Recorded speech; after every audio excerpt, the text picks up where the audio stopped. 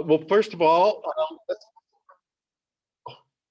this meeting is being recorded in a lovely, mellifluous voice. Let's start with prayer. God, in every circumstance, we give you thanks. We thank you for who you are for us and with us and within us. We thank you for this day. We lift up to you those who need your help and our help. But in this moment, we ask that if there's something helpful to us, that you might impress it upon our hearts. And God, we wish for you a beautiful day as well. In Jesus, amen. Okay. If you have questions, feel free to raise your hand or hurl something. Now that this is here, I feel so much safer with that there. Please feel free to ask. It is a delight to be here. It's an honor to be here. It's fascinating to try to do something that is a hybrid. So we're all experimental creatures today. But what a joy it is. I think the last time I taught here might have been about 23 years ago. And I was teaching a class on the Gospel of John. And it was supposed to go a certain amount of time. But we got so granular with it that I think we went almost the whole year, didn't we? It wasn't planned to go the whole year, I think, but we just kept going and going. It was very granular, and only 3 or 4 people ran out screaming. So I considered it a great success. But to be on a very serious topic that we have experienced in a number of ways over the last year, trauma. It's not simply one horrific event. It can be chronic as well, as many people have experienced during COVID. And I want to be quoting one of my instructors at my Psychoanalytic Institute. But trauma is, in essence, an experience of unbearable affect. In other words, trauma is when we are overwhelmed. It's not like having the blues, which is terrible. It's not like being sad, which is also terrible. It is being overwhelmed. You realize that there is nothing you can do, or at least you believe it. You feel like there's nothing you can do. So your emotions are overwhelmed. That's what makes trauma. And to quote Martin Heidegger, who was a professor at the university that I went to many, many years ago, although he was dead by then, a bare subject without a world never is. And what that rather cryptic message means is that every one of us experiences the joys, the sorrows, the sense of being in control, the sense of being out of control in a context. No one here is simply an individual encapsulated. Our environment influences us. The people we know influences us. The God who is with us influences us.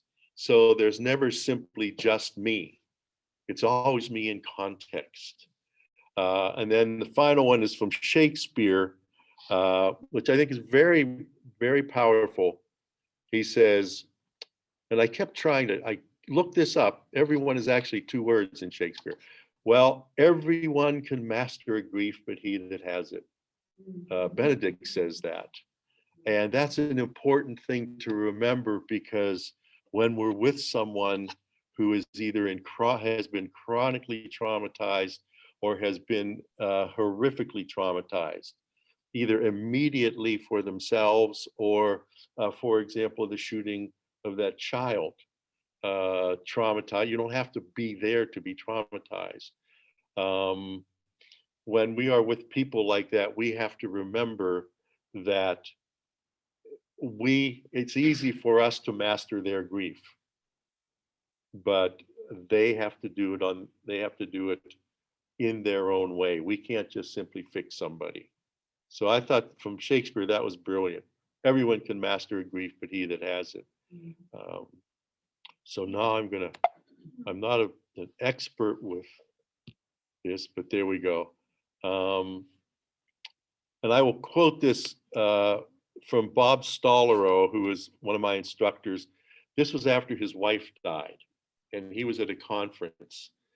His wife was much beloved, wonderful human being.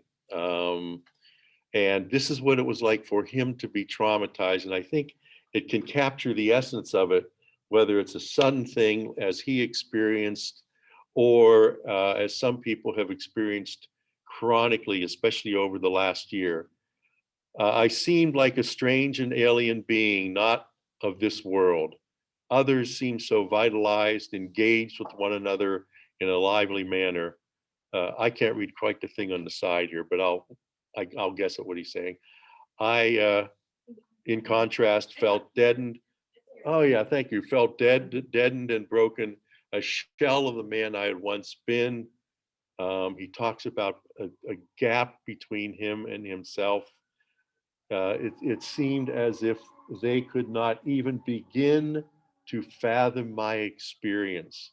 That's one of the things that trauma does to us. It makes us feel completely isolated, like no one can get this. No one can understand this. And it can happen after a sudden event like Bob experienced, or it can happen gradually. People I've talked with over the year over COVID have realized that without even completely noticing it, they kind of got to a point where they felt just alienated from everyone. They felt lost. They felt like, you don't get it. This is horrifying. And he said the key that for me unlocked the meaning of emotional trauma was what I came to call the absolutisms of everyday life. And in other words, it is when we leave in the morning, we say, I'll see you tonight. And then trauma intervenes. The things that we just simply count on without even thinking about it get shattered. And I think that's also what COVID has done to a lot of people over the year. We anticipated life being life. And then all of a sudden it was masks. All of a sudden it was staying in. All of a sudden it's hearing about variants, all these sort of things. And what was once just ordinary, or as he puts it, stable and predictable, was no longer stable and predictable. And our lives are based on stability and predictability. So it's in the essence of emotional trauma that it shatters these absolutisms, a catastrophic loss of innocence that permanently alters one's sense of being in the world. Life is just different now. We are in the world in a different way now. Maybe the world feels shaky underneath our feet. And again, I invite any questions or concerns or objections or amplifications. What trauma is, and we find it in scripture. In fact, I just only picked 2 scripture passages, but it's all throughout the Psalms. We find it in Job. We even find it in Jesus' life himself. The guy that we tend to either think or have had someone tell us is sort of, he's the guy that has it all together. He's this, he's that. Well, he's very human as well. In Psalm 22, my mouth is dried up like a potsherd, and my tongue sticks to the roof of my mouth. You lay me in the dust of death. There it is. We're lost. And then Jesus, when he is facing his death, he wisely turns to friends, although they let him down. My soul is overwhelmed with sorrow to the point of death. Stay here and watch with me. There's that word overwhelmed. So then Judith Herman, who writes about it, tells us and again, here's the overwhelming part. It's the affliction of the powerless. We're rendered helpless by overwhelming force. The ordinary symptoms of care that give people a sense of control, connection, and meaning get overwhelmed. So it's when we feel like action is of no avail. And how many people experienced that during COVID? Neither resistance nor escape is possible. So whether you're a prisoner of some sort, like in jail, whether you are a prisoner to an illness, whether you are a prisoner to COVID, and I don't mean this in the right wing way of saying it, you're the prisoner to sort of governmental mandates, local requirements, etc. You're helpless, and that can feel very traumatizing to us.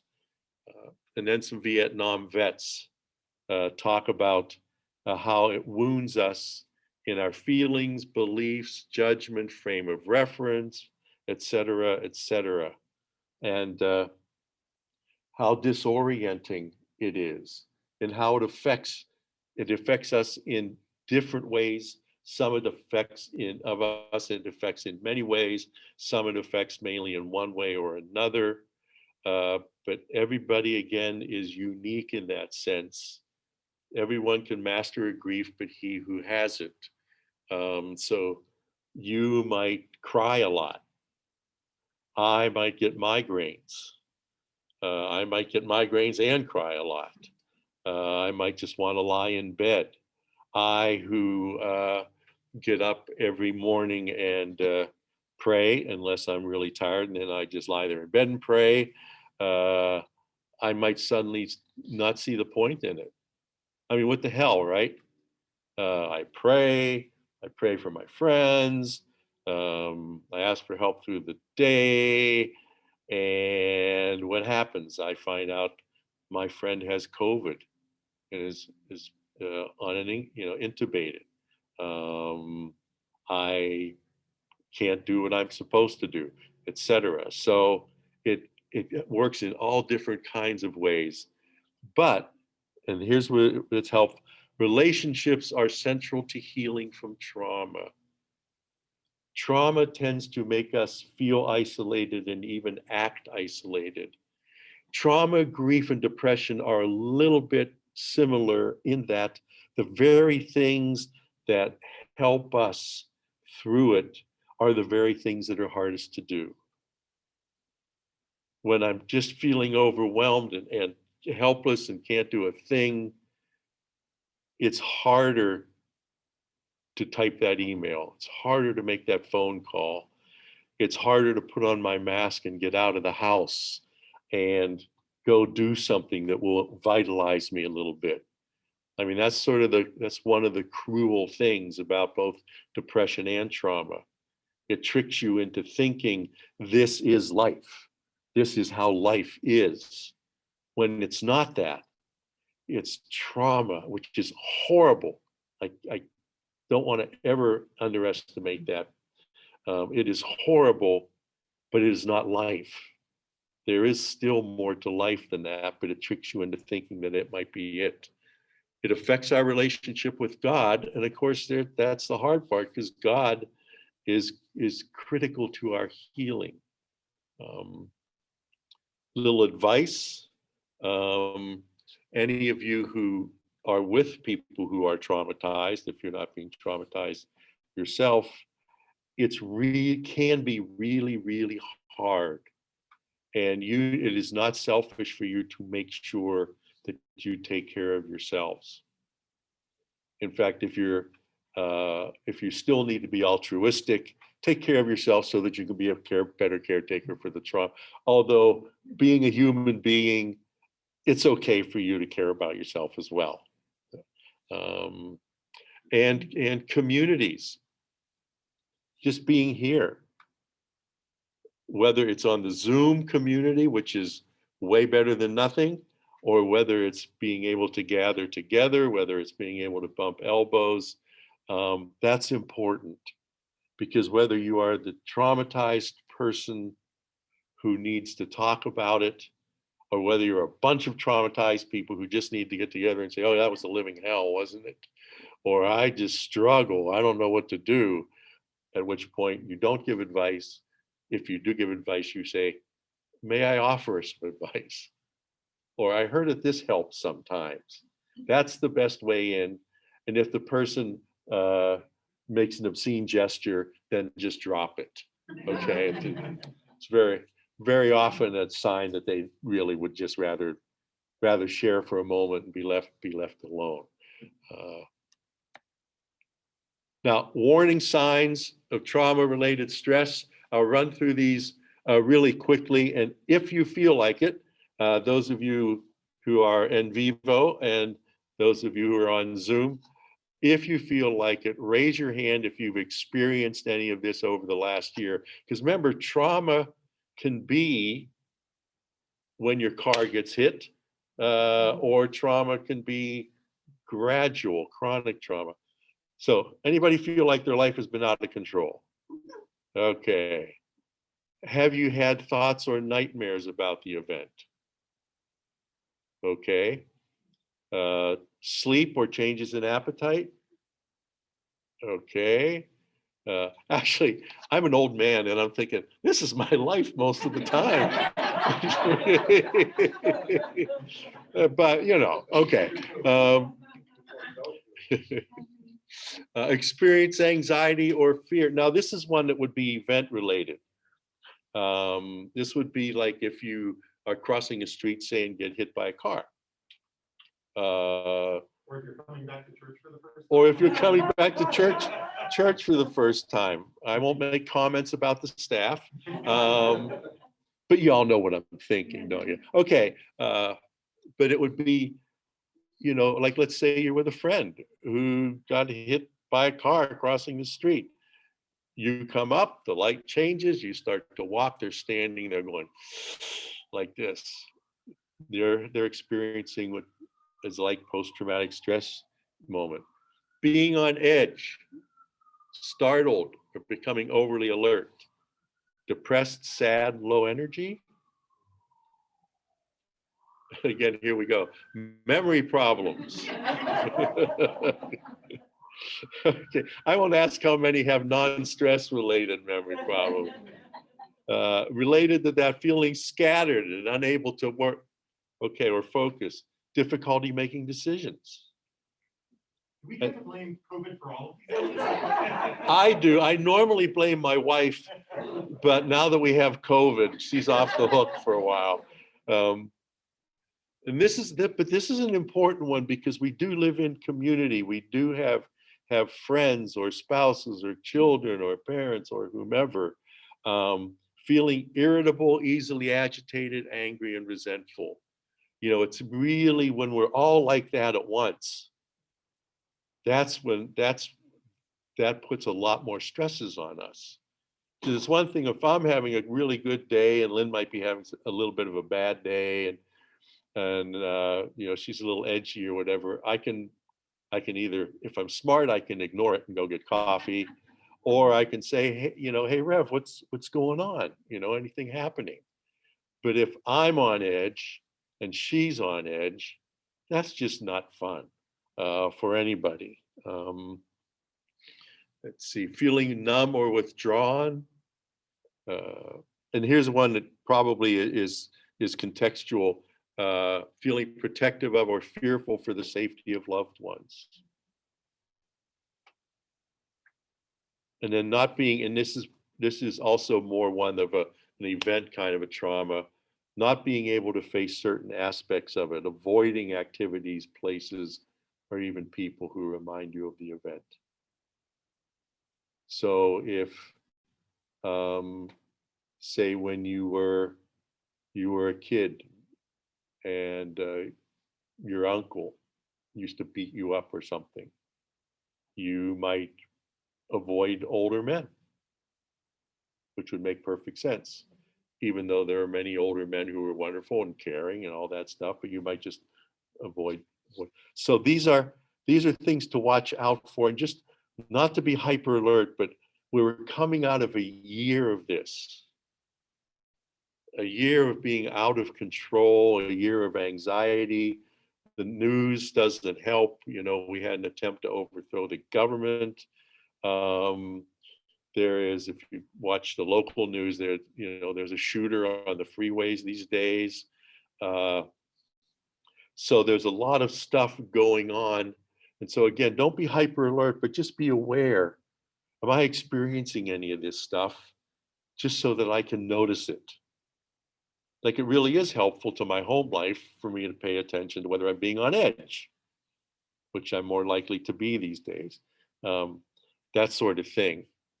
But are there any questions, concerns, anxieties, repudiations, or amplifications that need to? Because I want you to feel free to ask or add or whatever. All right. Now, engaging trauma and its aftermath. And this is where faith comes in. Your faith doesn't have to be powerful. Your faith doesn't have to be like anybody else's. But this is where, when you're in the middle of this, when you're feeling overwhelmed, something like God will turn darkness into light can feel like a really infuriating platitude. It can feel like, oh, you're going to be okay. But if we can engage that and say, okay, that really pisses me off right now, but you know what? It's part of what I am called to try to live into. I might not even be able to live into it very well, but I do look out there. I do see a beautiful fountain. I do see people around me again. Okay, that's not what I feel like, but that's a possibility. And the best time to be working on your faith when you can do it is when you can do it. The saying, the best time to plant a tree is 20 years ago, the next best time is today. Okay, so even though I'm an old guy and I should have started knowing better a long time ago, I still need to work on my faith. I still need to work on my hope. I still need to work on my love. It would have been better had I done it when I was 32. But now's better than never. I think of it as sort of like exercise. More is better than less, but something's better than nothing. So, although sometimes I use that as an excuse to quit early. So, what to do as best as you can? Pray. Just try. Doesn't have to be faith-filled, doesn't have to be powerful, doesn't have to be anything. Just pray and breathe. Breathe deeply, breathe slowly. I had a friend back in Chicago who had one of those cool watches like everybody but me has. And he had it set to go off. Now, this worked for him, set to go off every hour. And it would just beep, and it would be to him a reminder to stop, to breathe, to find something about which to feel grateful. Breathing, of course, on a regular basis is crucial to life. But besides that, we don't realize how tight we get. And being unitary creatures, our bodies affect our emotions affect our bodies, and without even noticing it, and especially if we're watching the news, which I encourage you to not watch much of, because they're primarily there to work us up, no matter what stations they are. But that's sort of my left-wing conspiracy theory, even about left-wing television stations. But we don't realize, unless we pay attention, how much during the day we're going around like this, both physically and emotionally, and our chests are tight and our breathing is shallow, and that's bad for us. And it makes it hard to pay attention to our neighbors. Makes it hard to pay attention that if God is talking. makes it hard to hear God will turn darkness into light. It's a lot easier to think about God turning darkness into light when you're just like this than it is when you're like this. So turn to your community, clergy. You asked me to put that in there first, right? Okay. Yeah, you're no fools. Friends, Hey, Gary, therapists, if it helps. Oh, I see that hand. Yes. just to let Laura know, the chat seems to be disabled. For people on Zoom who may want to add a comment in chat.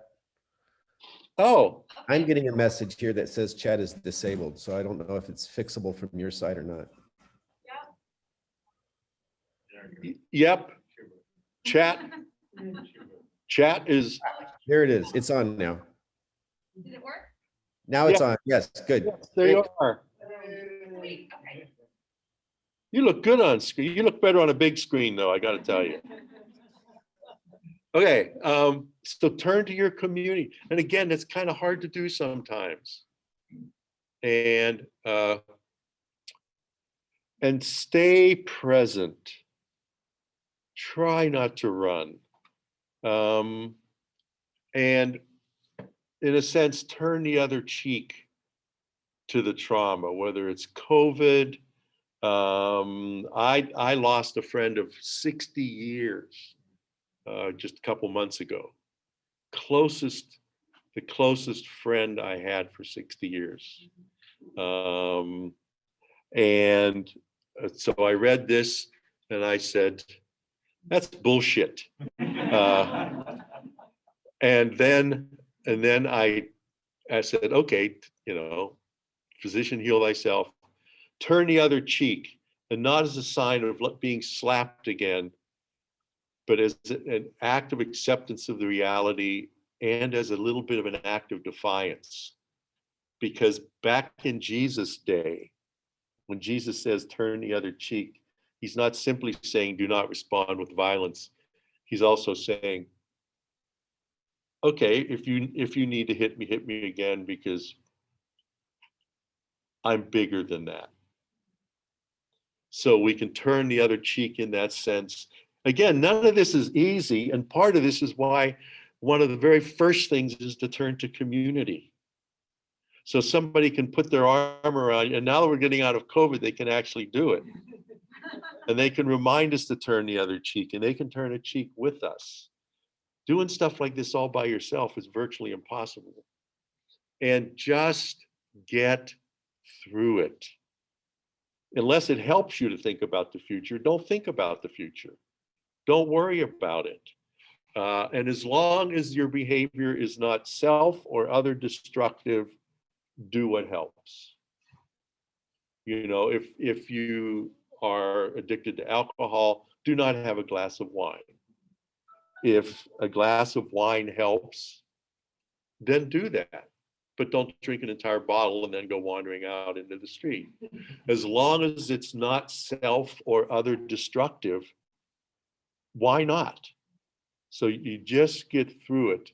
And remember again that other people are crucial in helping us get through. And try to trust, again, go back up to Isaiah, try to trust that you will get through. You have got through a lot of things before in your life, and we tend to forget that. But if you went back and thought through all the crap that you had to wade through, and here you are. Even right now, some of you might be suffering in awful ways, and I don't want to minimize that and go, hey, even while you are suffering, here we are in a lovely room, in a beautiful setting, with other human beings. Somehow we got through all the stuff that we went through. Maybe a brain tumor, maybe a divorce, maybe an auto accident, maybe discovering you have a learning disability. Who knows what?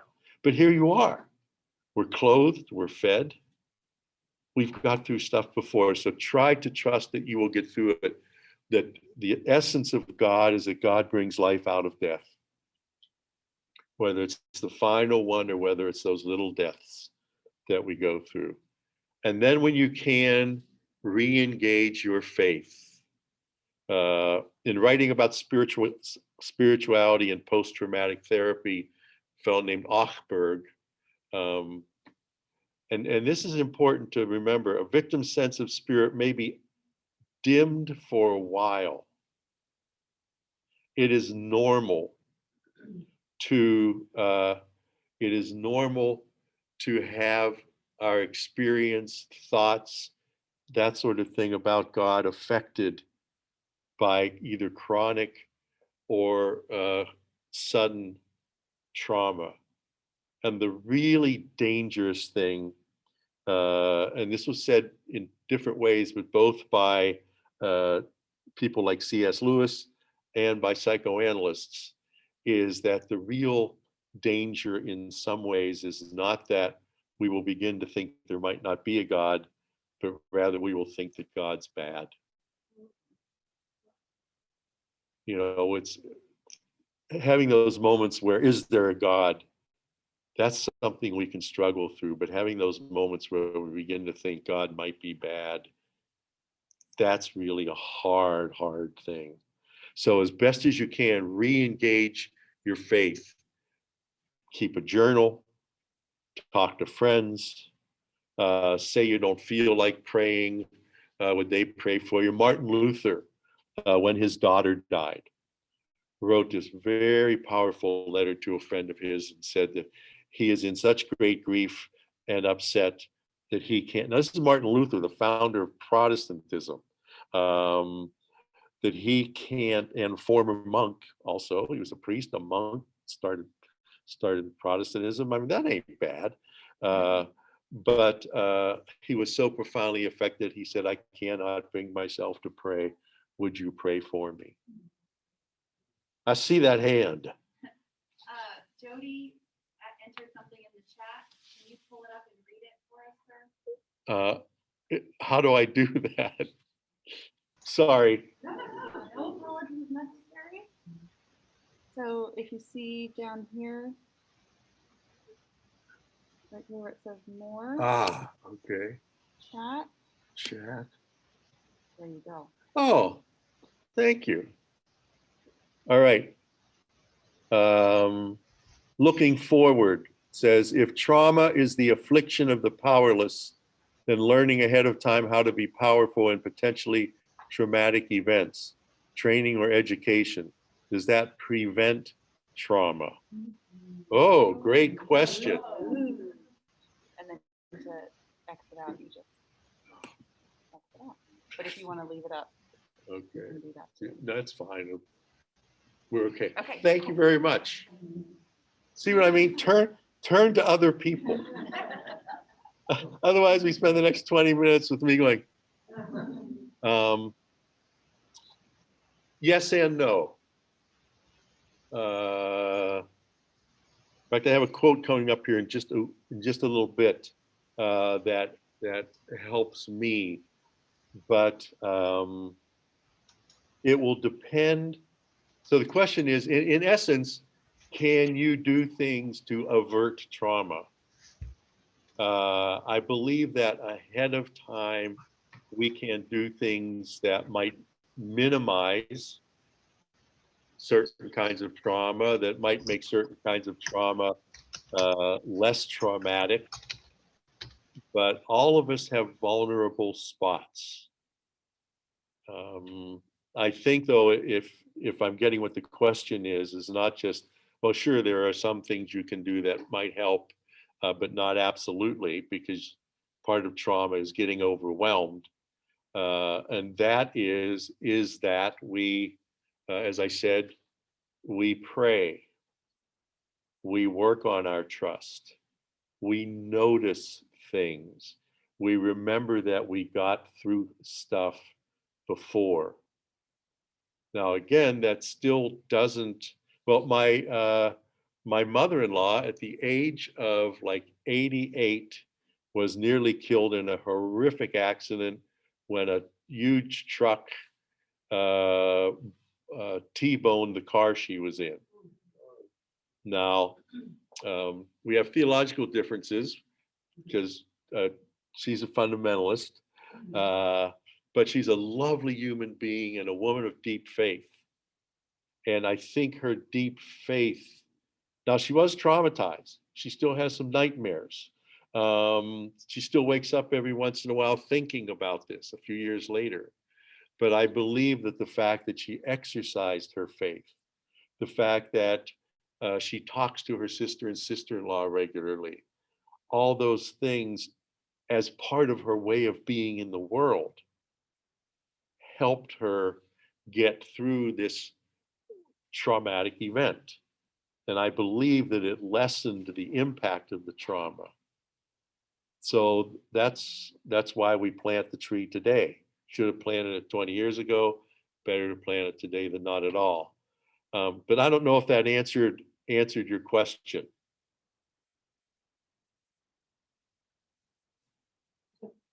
Okay. Yes. He said yes. Oh, okay.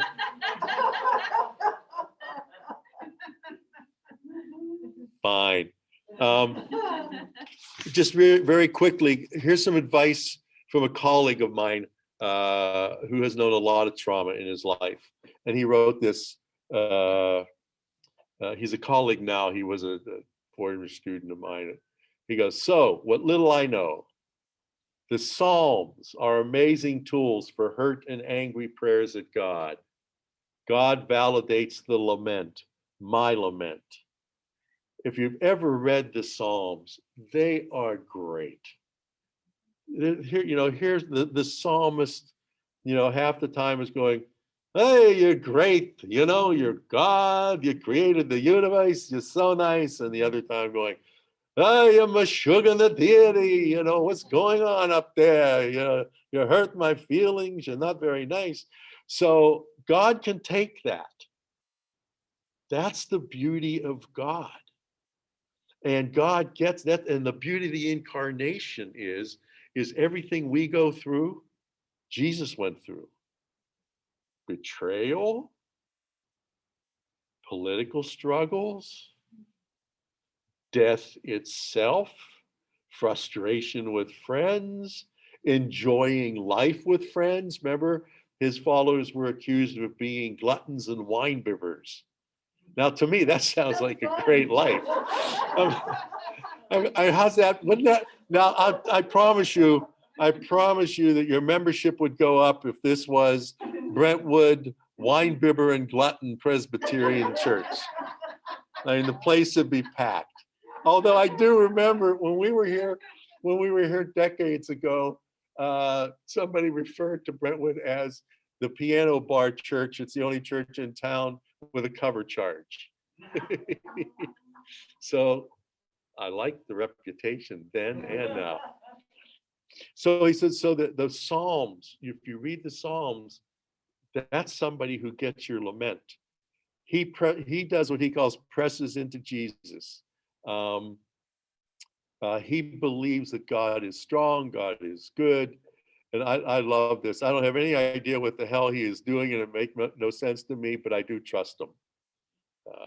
And that's sort of faith in a way. I call myself an agnostic Christian because I am a Christian, but I don't know much.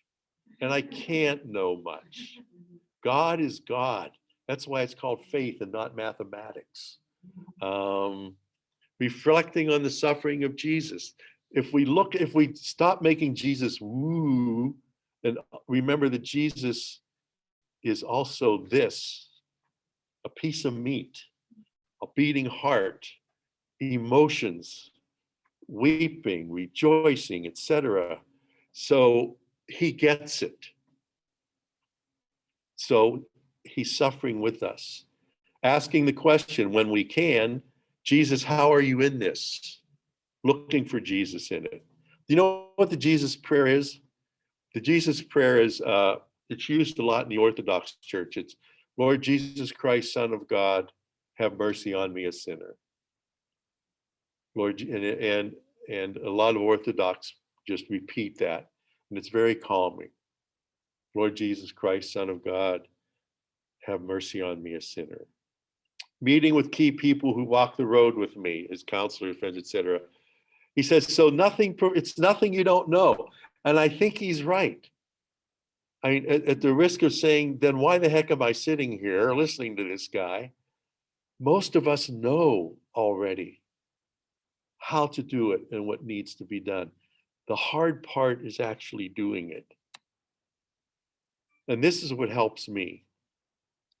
From St. John of the Cross, who was a protege and friend of Teresa of Avila, who was magnificent. Never fail, whatever may befall you, be it good or evil, to keep your heart quiet, calm in the tenderness of love. And believe it or not, that even helps on the 405. And for me, this is sort of my version of the Jesus prayer. This is how I calm myself. And I think it's because it's contextual. It speaks to my heart. It speaks to how to try to be. And it reminds me of love, both mine for others and God's and others' love for me.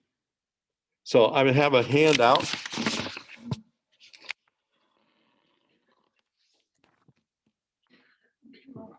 Okay. And this is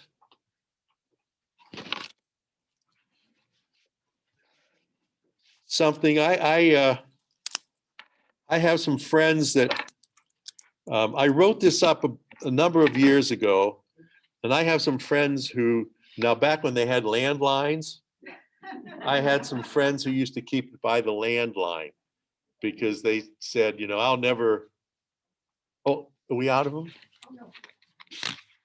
Okay, because I'll never remember this.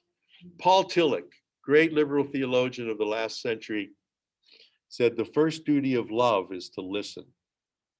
So when your friend or child or whomever calls, and whether it's something that horrific has just happened or just says, you know, I've had enough of COVID, I'm not coping. This has been a bad year. So whether it's that, whatever it is, here's some fundamental responses. First, don't say a thing. The first duty of love is to listen. And so just say nothing. Then breathe deeply. You notice I'm a big breath guy. And ask God for guidance. And if you don't say anything and you breathe deeply, you're more likely to say to God, okay, God, help me in this. What do I do? Rather than going, oh, God, help me. What do I do? So the stopping and slowing down tends to be helpful. Be aware of and then get out of your reaction. Somebody says, you know, I just don't think I can make it anymore. I feel trapped. Or they say, whatever it is, somebody just broke up with me, or I just lost my job, or I'm in the emergency room. You know, I just got hit by a car. Whatever it is, you're going to have a reaction. Stop. You're asking God for guidance. Get out of whatever it is you're thinking. You're going to be frightened for them. You're going to want to fix things. You're going to go, oh my goodness. So try to become and remain a non-anxious presence. And remember that what is not much to you can be awful to someone else. I might call and say, I don't know, I might call and say, oh no, well, actually I have this book I have from 1742 that I was going to translate. The dog got into it and shredded it. I'm going to lose a writing contract. I'm going to da-da-da-da. And you're going, a book? You've lost a book. What's the big deal? Well, that's not the way to think about it. The fact is, if it's traumatic for you, it's traumatic for you. Doesn't matter if it's not traumatic for me. It matters what's, and then just say something that reflects where they are. That sounds tough. That sounds hard. That sounds scary. Just to feed it back to them a little bit. I'm glad you told me. And remember that if they are in a heightened state, they're not going to hear what you want to say anyway until they feel connected and calmer. A way of thinking about it is the amygdala always defeats the cortex.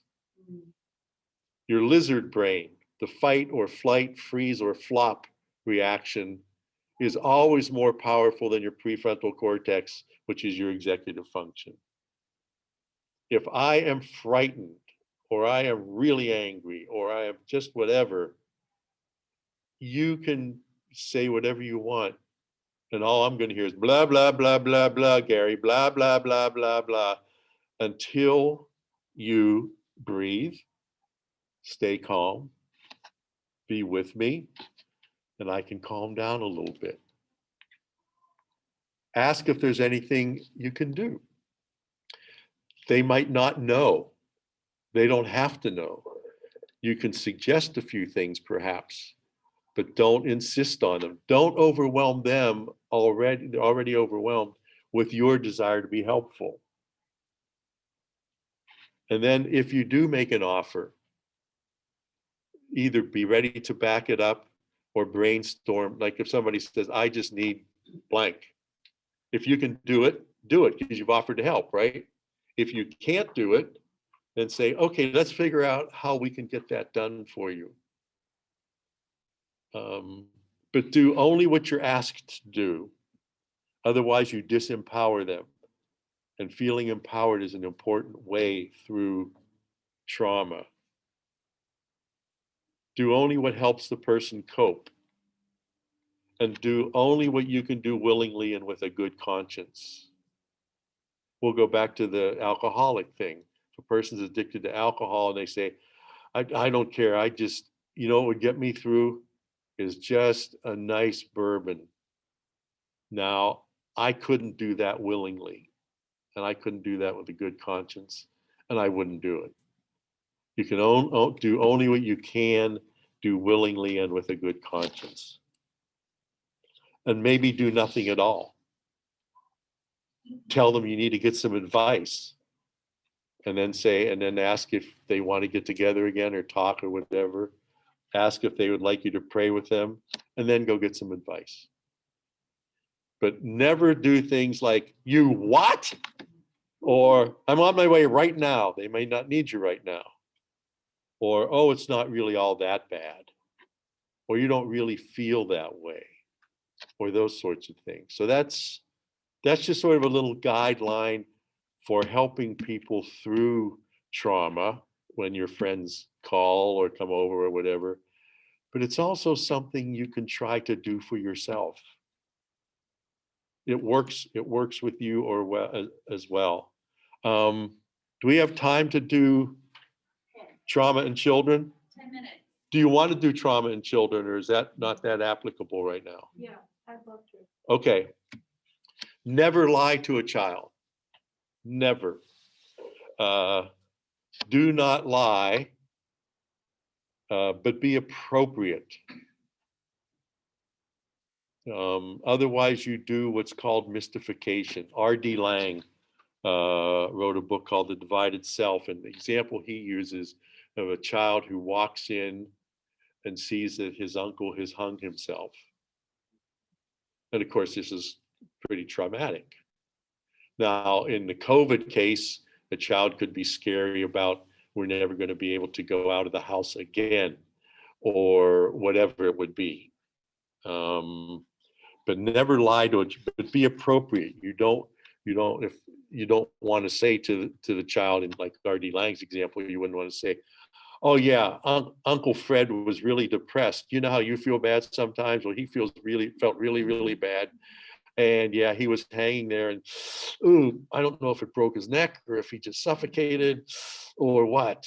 I mean, no, but you don't want to say, oh no, you probably just had a bad dream. Or, Uncle Bob would never do something like that. You must be mistaken. Or whatever. Or maybe you walked in and he was just playing a game. You do not lie to a child ever, because it does three things to them. It teaches them that some things are taboo, some things you should never talk about. And of course, children and adults need to be able to talk about whatever they need to be able to talk about. So it teaches a child early on that some things are just off the table. Scary things, or really curious things, or whatever. Terrible thing to do. It also teaches them that adults can't be trusted. And we'll stick with R.D. Laing's example. The kid knew what he saw,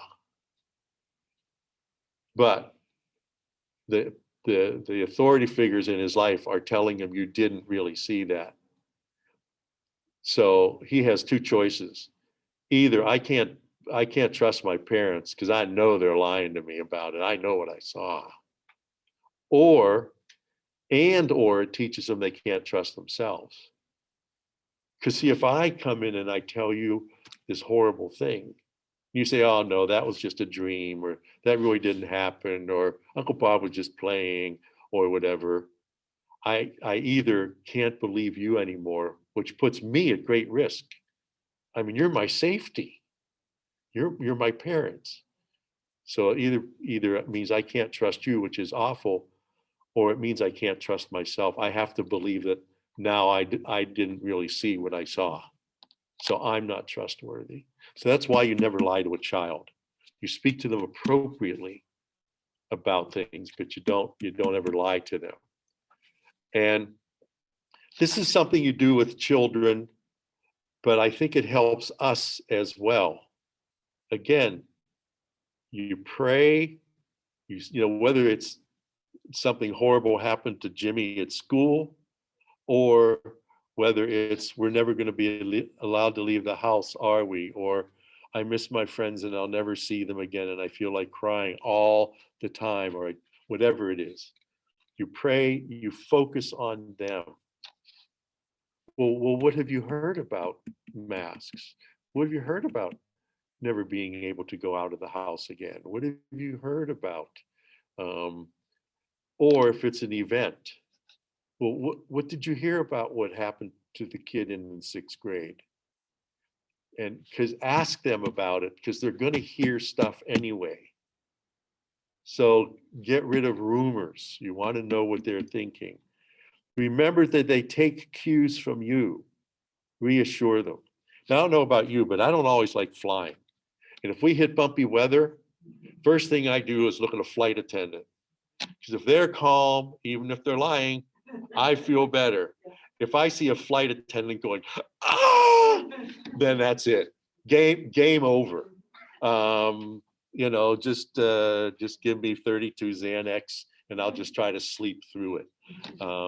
So children take cues from us, as adults do.